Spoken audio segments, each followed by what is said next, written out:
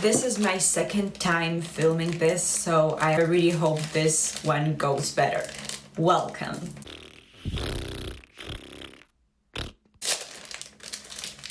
Okay, so I have an ice cream to eat. This is big fruit. When I was a kid, this year I'm feeling very nostalgic when it comes to ice creams. I only eat those that were present when I was a kid. And this one was my favorite of the Big Milk family, Big Fruit. There was also, the classic ones were Big Trio, Big Chocolate. Nobody ate that. Like, if you ate that, you're lame. Big Milk, which was cheap like dirt. And Big Fruit, which was the most luxurious. Then came Big Stracciatella, which barely tasted of cocoa. And also there was a Big Toffee. They are all excellent. If you ever get a chance, buy them. They cost in like 25 cents. Never mind. We're here to talk about Rick and Morty. Rick and Morty is a show by Dan Harmon and Justin Roiland, which premiered in December of 2013 on Adult Swim. The film was supposed to be a parody of Back to the Future, made for, I don't know, Channel 101. I don't know what that is. I don't want to make research. That's information from Wikipedia.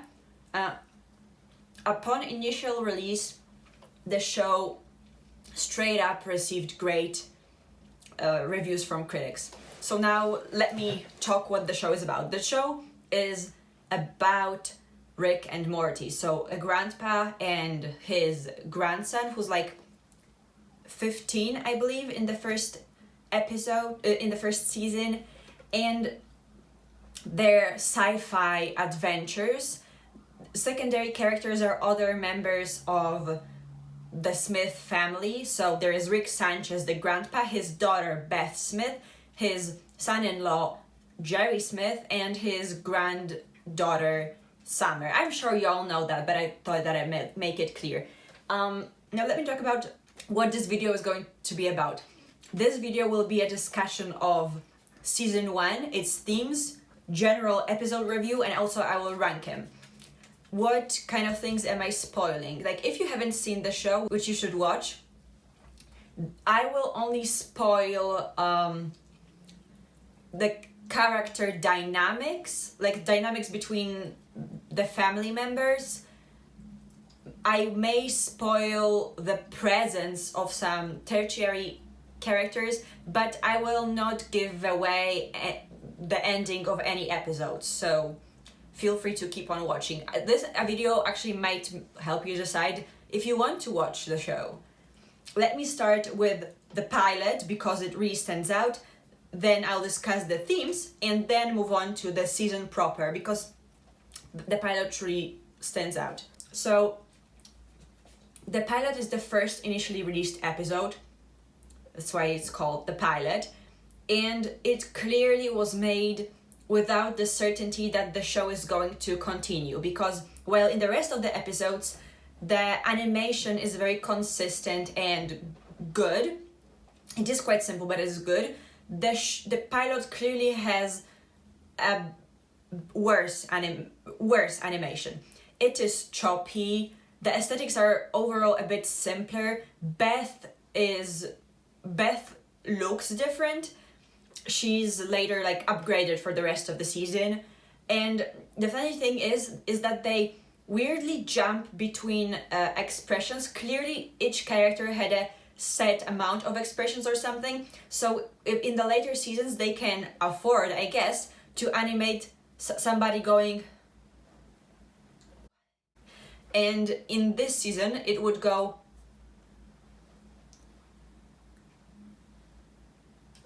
in this episode, I mean, it's just jumping between expressions and it's really, really visible.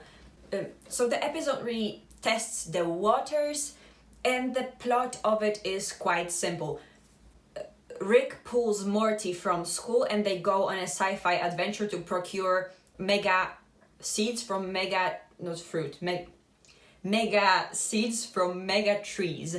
And like, I want to put a pin in the mega trees because episode 1 straight up shows us that dicks and other genital like shapes are going to be a comic theme comic aesthetic theme throughout the episodes. Like there are so many phallic shaped objects. Later on, butt and yonic objects as well, which is, I don't know, like I cannot not comment on it, but because it's so present, I don't think it's an added or diminished value. It's just like a characteristic of a show. So Rick pulls Morty away from school. Then at first they have a very exciting adventure, which quickly turns sour. Rick then fails to save Morty a couple of times, like in a bunch of ways, but things turn out fine in the end. I don't think that's a spoiler. They are alive for the rest of the episode, so you know. So we see that, and on the other hand, we also explore Smith family dynamics a little bit. So we see that Beth and Jerry are struggling in their marriage. And by they, I mean Beth is deeply dissatisfied with her marriage. She also really craves Rick's approval and attention. And there is also Summer. Summer, for the majority of the season, is a very surface level character. She's just a caricature of a teenager, doesn't really have many traits. She's kind of there. She's just kind of there, to be honest. But the thing that is really worth noting is that throughout the season, we really see that Summer is clearly the favorite child, because, well, not to Jerry, but Jerry doesn't really have an opinion on that, but she's clearly a favorite of Beth's, and Morty is kind of like somewhat blamed for her unhappiness. Like Beth is the golden child, clearly, and you can see it. Like I just want to show the rooms that they live in, like Beth's room, Summer's room, and Morty's room, because that really shows the differences, I think, in the way that they are treated or where they place in the family food chain is. So these family dynamics of Beth being craving Rick attention and dissatisfied with Jerry and her general life, because she's a horse surgeon, not like a regular surgeon, and she feels bad about it. Summer just being a teenager caricature. There is also, I would want to remark on Jerry, because I am a Jerry apologist and a Jerry stan, I think, after this season, and like rewatching the seasons critically, because, well, okay, when it comes to Jerry, he's really bashed on by other characters, and he's really a butt of the joke most of the time. But to be honest, if you look at this critically, Jerry is fully committed to the family, and he is lame and doesn't know what to do in his life.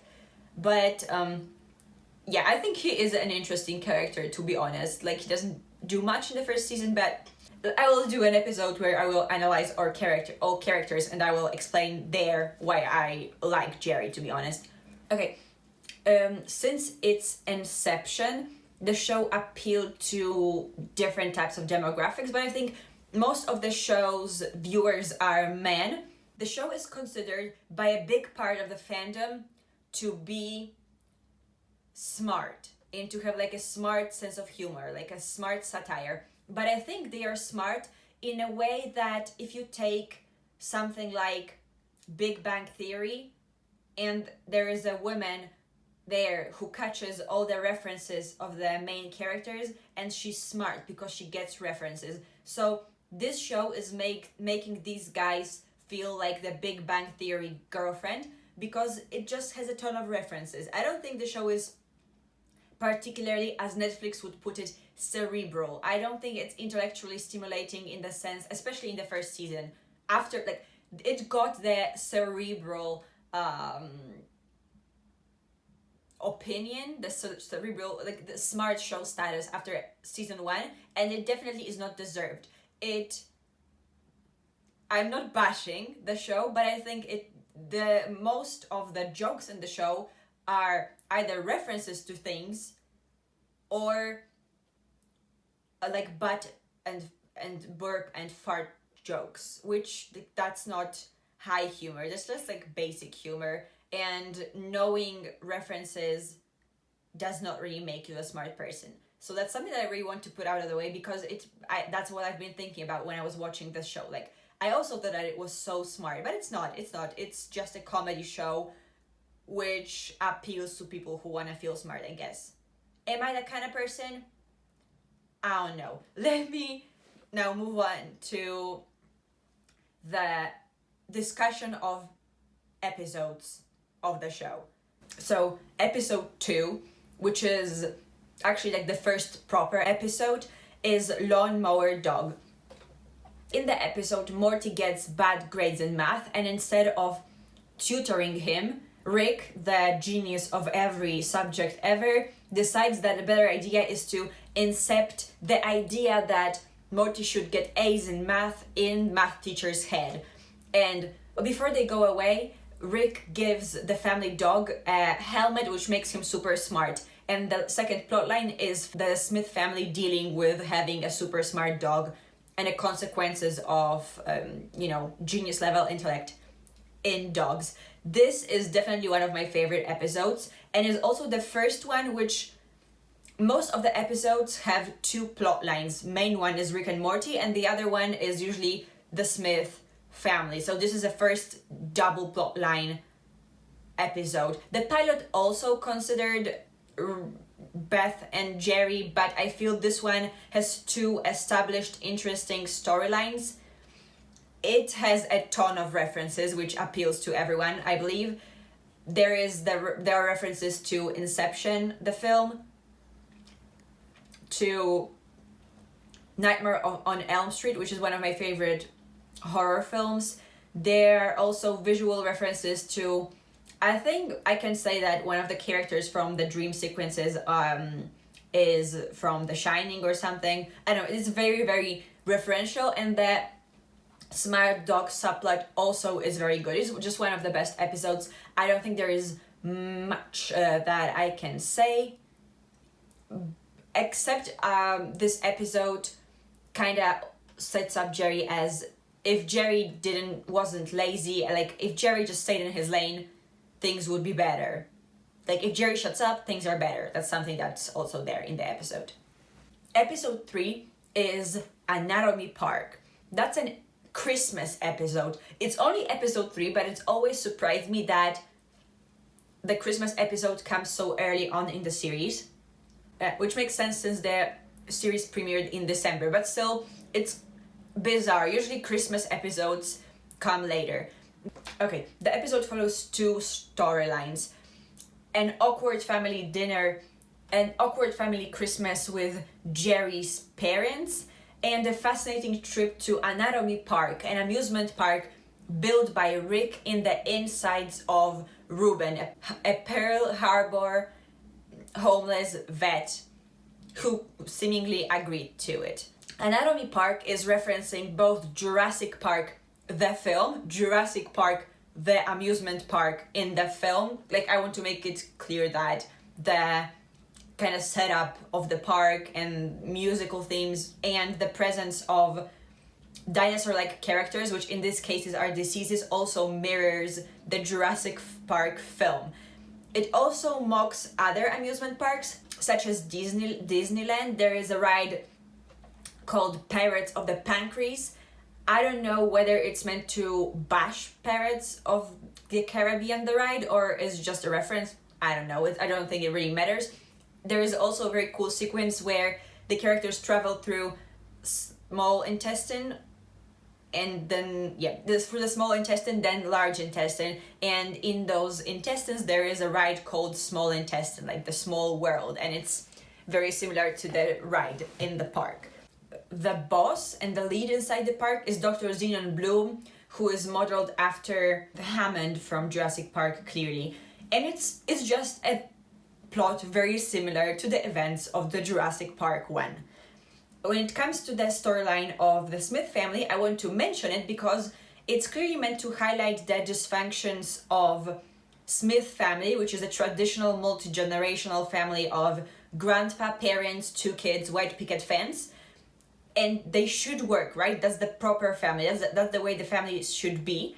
But when contrasted with the original non-traditional dynamics of Jerry's parents' household, which is Jerry's mom, dad, and Jerry's mom's lover. They work as a family unit, and the Smith family don't really. At first I watched it the way I think I'm supposed to watch it, so I only saw the awkwardness of having a stepfather figure younger than yourself, because Jerry's mom's lover is younger than Jerry, seemingly, and the comedy of the discomfort that Jerry feels when confronted with these dynamics. But to be honest, more power to Jerry's parents. Like, who wouldn't want a caring, emotionally aware boyfriend who makes things better? So I stan Jerry's parents, and it's not that bad. I don't know.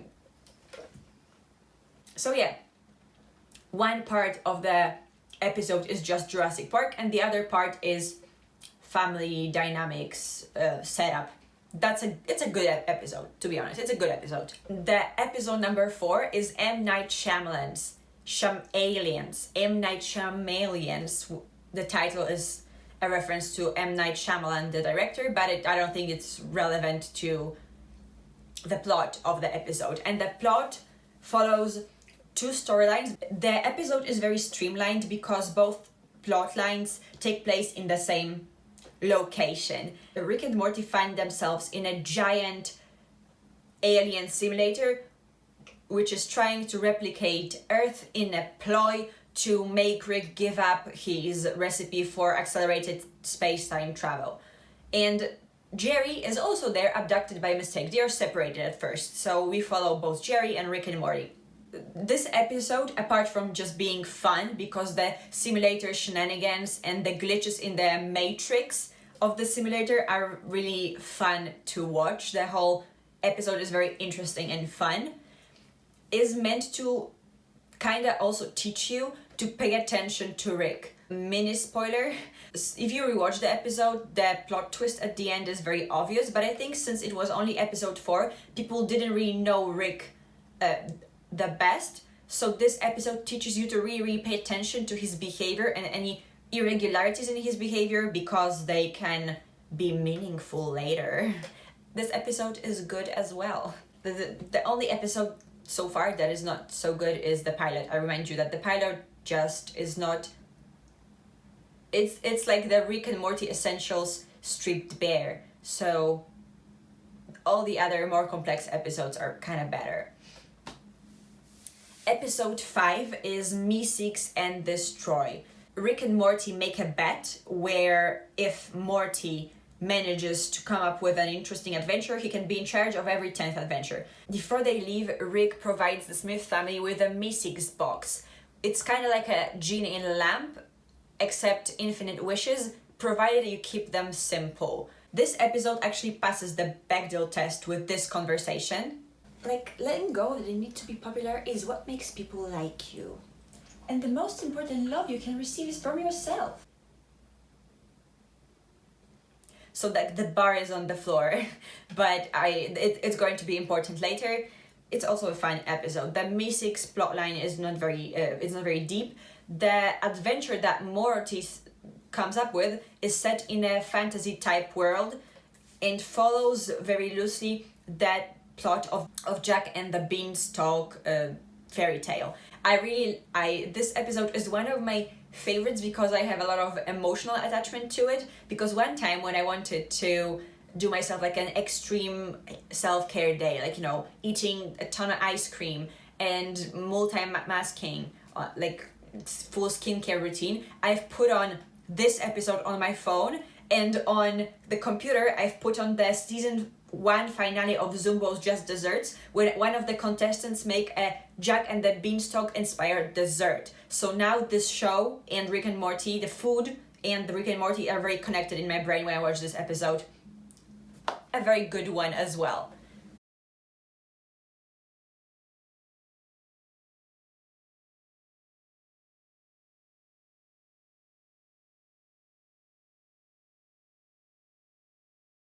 Episode number 6 is Rick Potion number 9, wherein Morty asks Rick to come up with a love potion to Rufy Jessica, his school friend, with. Rick obliges. The potion mixes with the flu virus and infects everyone at school. And shenanigans ensue. In the second storyline, Jerry gets insecure in his marriage again, and different type of shenanigans ensue. There is not much I can say about this episode. It's not particularly deep. Some notable things about this episode is it has one of the great musical moments of the series with the song "Look On Down" from the bridge. In the end, we also see the first alternate Rick and Morty, but we don't really get a lot of broader context to them. We can also see stated outright how, though the family craves Rick's presence and loves Morty, they kinda also blame them for their unhappiness in a way, which is interesting. Yeah, that's it. This episode is not very complicated. The episode 7 is the one that I have a lot to say about. I'll try to keep it brief. Episode 7 is Raising Gazorpazorp. Morty gets a sex robot who becomes pregnant with his child and gives birth to it. Morty is focused on raising his very rapidly growing son, and Summer and Rick go to the space alien baby's home planet to learn more about it and possibly make them take him away. I don't have much to say about the fatherhood subplot except for how it showcases the functionality of the Smith household. But the Gazorpazorp, the home planet, is a matriarchal society where the men live as savages in the desert and women live in a paradise.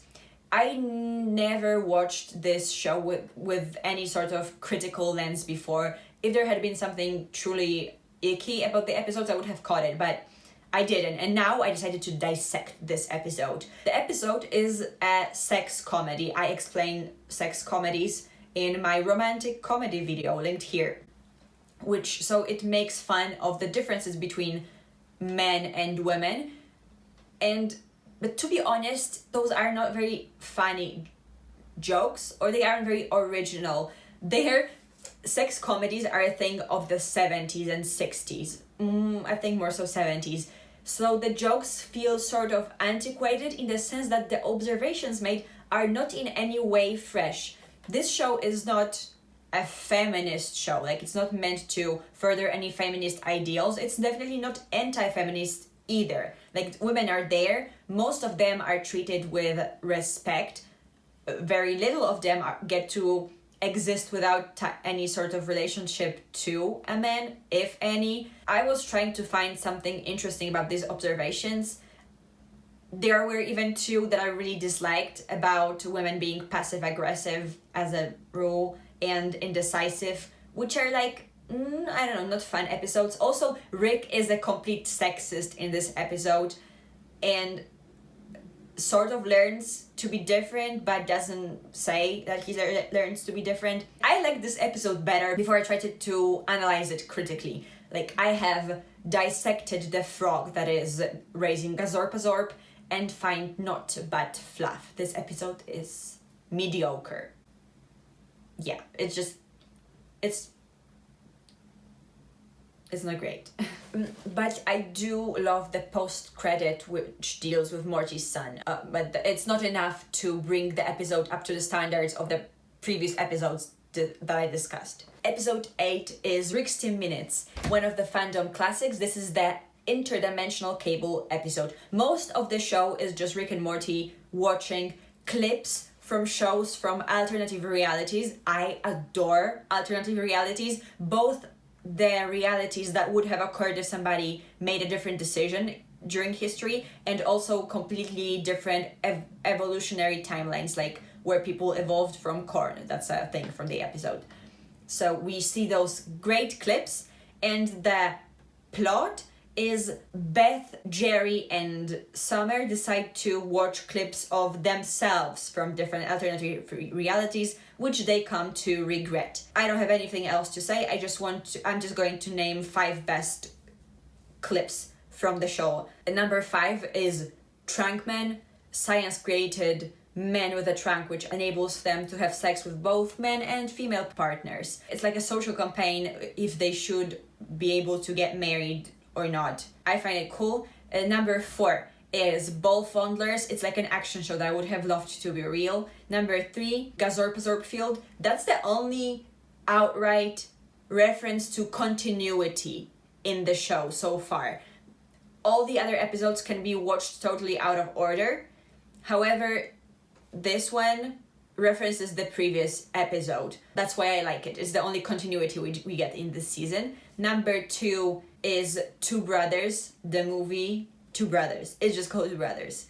And number 1 is Turbulent Juice, because I still want to know if it's a movie or does it just clean stuff. One of the greatest episodes. No ifs and buts about it. Episode 9 is Something Rick This Way Comes. It doesn't matter that she's a girl. It wasn't really important. Here, Summer gets a job at an antique shop owned by the literal devil, and Rick proceeds to make her life difficult. Make her and the devil's life difficult. He does that because in this episode, Morty and Rick do his science fair project together, and by a weird twist of fate, get entangled in Pluton, the wannabe planet's corporate politics, and go to Pluton planet. That's where they spend the episode. Rick lashes out because he misses Morty, and that's my biggest commentary on the episode. In general, from what I know, the fandom doesn't like Rick and Summer episodes, but I think that's because they think that she will replace Morty, and this episode clearly shows that she won't. She was just a stand-in for Morty because, yeah, that was it. Rick just misses Morty. He likes going on an adventure with him, and Summer doesn't really care about Rick truly. She is just used to the attention from her parents, and that's why she feels left out. Not because she loves the sci-fi adventures, it's just that she's a bit jealous. The best part about this episode is an excellent closing scene and post-credit scene. It's just Rick and Summer bulking up and kicking butt and taking names. And this elevates the episode to one of the better ones. Not like the best, but definitely good ones. Episode 10 is the Close Encounters of the Rick Kind. This episode introduces the Transdimensional Council of Ricks and the citadel where they live. The Ricks band together to form a united front against the galactic force that threatened them, but by becoming a government, they act against their values and lose a part of their identity. The episode begins with the council accusing Rick of mass murdering a bunch of Ricks. Our Rick then takes his Morty and runs from the Rick Cups throughout different alternative realities, trying to solve the murder mystery in the meantime. In this episode, every family member is matched with, except for Summer, she's not even there, I don't think, is matched with a Rick of their own. Jerry is matched with Doofus Rick, and like a side note, I don't really think that Doofus Rick is stupid. He's just un-Rick-like. I am not 100% certain because he still could be a poop eater, but if he is not, he's just not very Rick-like. That's why Ricks hate him. And by becoming friends with Doofus Rick, Jerry receives the emotional support and respect that he craves so much. Beth, on the other hand, is matched with a bunch of Ricks who tell her she's not like other Beths and shower her with praise and attention, in which she basks. And Morty, even though he's mistreated by his Rick in this episode, arrives at the conclusion that his Rick is the Rickest Rick of them all, and they truly are a good match. He decides to stand by his Rick. He believes in his Rick. Also, Rick dysfunctions are what makes him the template default Rick, the Rickest Rick. I love the alternative universes aspect of it. My favorite one is the phone, pizza, chair type of realities. I feel this episode has solid jokes with Ricks dissing each other's Rick's masculinity. It also introduces the fandom icon of Evil Morty. I am neutral about him, but the fandom really stands Evil Morty. So where are we left at the end of the episode? We are left with the conclusion that the real Ricks were the Ricks we found along the way. Episode 11, so the season finale, is Ricksy Business. Beth and Jerry go on a Titanic-themed getaway where they have their adventures. Jerry is mad keen on Titanic getaways. Beth is neutral and prefers relaxing with a book. Before leaving, they leave Rick in charge of the household and the kids and threaten Rick that if the house will be in any sort of disarray when they come back, no more adventures with Morty. Despite that, both Rick and Summer throw different parties at the same time in the same house. This episode is not, again, it's not one of the deepest or the best episodes, definitely. I don't believe there are many important themes discussed in it. There are, however, interesting characters introduced. So Bird Person, Squanchy, and Tammy are introduced. The catchphrase of Wabba Labba Dab Dab is cemented truly and explained. There is some depth given to Rick. We come to understand that he lashes out due to his internal suffering, but it's not very important. My main takeaway thought from the finale is that this finale is not what we're used to from finales right now. Right now, when we get season finales, we expect them to be the wrap-up of the plot thread started throughout the season, do some cliffhangers for the future, and be in some way memorable.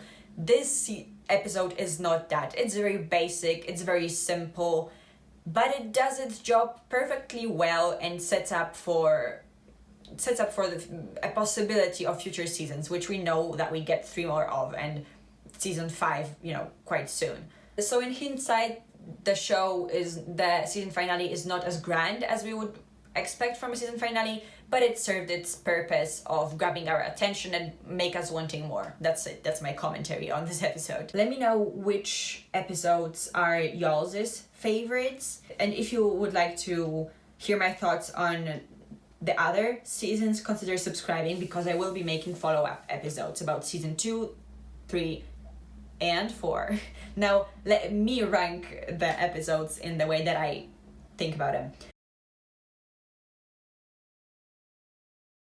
So, in place 11, we have episode 7, Raising Gazorpazorp, because now that I have chewed through the whole episode, I have over-analyzed it, I just found nothing there, and the jokes are bad, so yeah, it sucks. Number 10 is the pilot. It's just way simpler and more basic than other episodes in the series. It's also worse animated, and the characters are way more simplified. So it's important. I don't think it was a bad pilot, but because of its simplicity, I cannot put it anywhere other than place 10. Number 9 is Something Wicked This Way Comes. So the Trip to Plutonium and Devil storyline, because while the closing montage of Rick and Summer giving birth to X Gon Give It To Ya was amazing, the episode itself was not particularly memorable, and also I feel it's misunderstood as a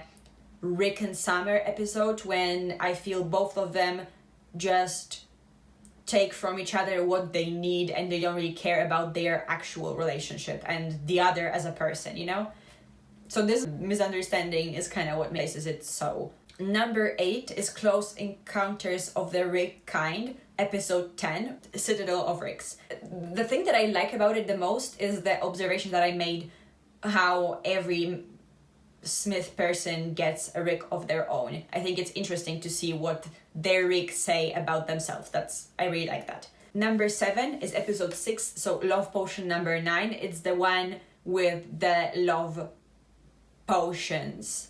I think it's so high because I like this episode, but it's not too deep. Number 6 is the episode finale, so Ricksy Business, because I think this simple episode just did its job particularly well.